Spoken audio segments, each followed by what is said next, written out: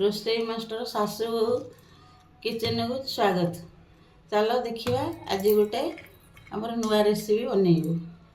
कला बुटरे परोटा तैयारी हो केमिति हम आपण मानक देखैबू। राति बुटटा को भिजई नहीं एने सीझा हम आमर जो बुट नहीं सी सीझी गलानी भल भाव एमती प्रेसर रे सीझे नेबे ताकू।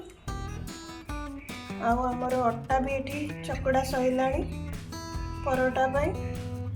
आठी आम कि कंचा लंका और धनिया पत्र नहीं जहाँ आम छोट छोट काटिकी ए पकईया। चलतु आगे बुट को आम ग्राइंड करना। बुट भल भाव ग्राइंड हो जाए।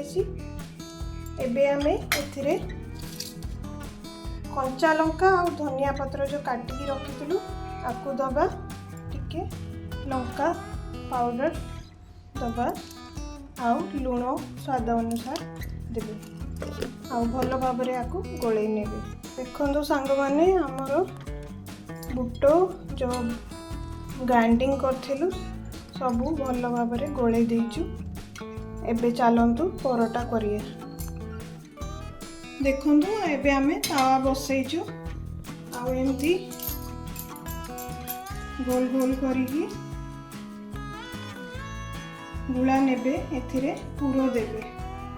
हमर जो बुटर ग्राइंडिंग करिकी रखिथिलु ताकू एथिरे दबा आ बेलिया। एबे हमर परोटा बेली देइचु। एबे तावा को पकेइबा।